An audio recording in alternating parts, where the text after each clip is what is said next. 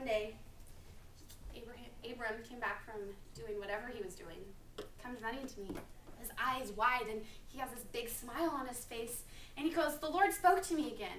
He said, a son coming for your own body will be an heir. Your offspring will number the stars in the sky." And I was like, how many times do you need to keep telling me this? Because I don't believe you.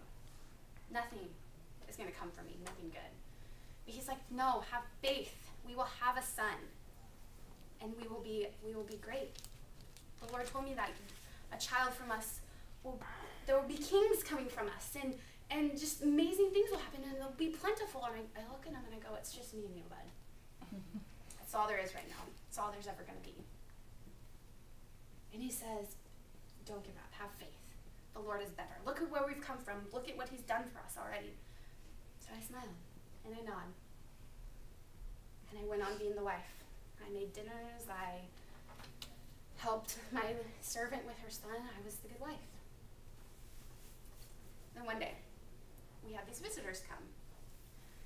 And husbands, let me tell you that if you have visitors coming, please tell your wife and not give her like a few hours notice before she has to prepare this big meal, because it's kind of stressful. But I did. I made bread and we had meal and it was good, and these visitors came, and as I'm serving them, one of the ones who was sitting reached out his hand and he touched me. And he said, "I'm very excited for you.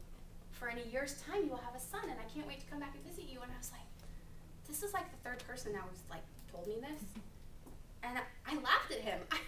I was going crazy with people telling me this, so I laughed at him. And he looked at me right in the eyes. And he said, "You laugh because you're afraid and you have no faith." And like that got me right in the middle. Like it went all the way through me. I felt like stone. I felt like the Lord had seriously spoken to me and like kind of put me back in my place. And so, I just kind of smiled and nodded, served the food and left. Well, maybe you can figure this next part out, but a year later I had a son. And it was the most joyful thing in my life. We named him Isaac, and he was a great little boy. And our home has been filled with laughter and joy and good times. And you know what?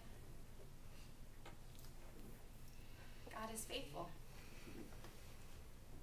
After all those years, a 9-year-old me having a son, and I have hope now that maybe what the Lord spoke to him will come true. That maybe we will be a great nation. That maybe our descendants will have kings among them. And thinking back now, I'm encouraged because I had dreams. I knew what society thought, and I kept going. I didn't try to leave my husband because, well, then I would really be an outcast, but I stayed. And the Lord blessed us, and we have this amazing boy, and I just love him so much. And I think I see him. They're coming back. They look a little shooken up. I hope they didn't kill anything while they were out there. I gotta go. I gotta go be a wife.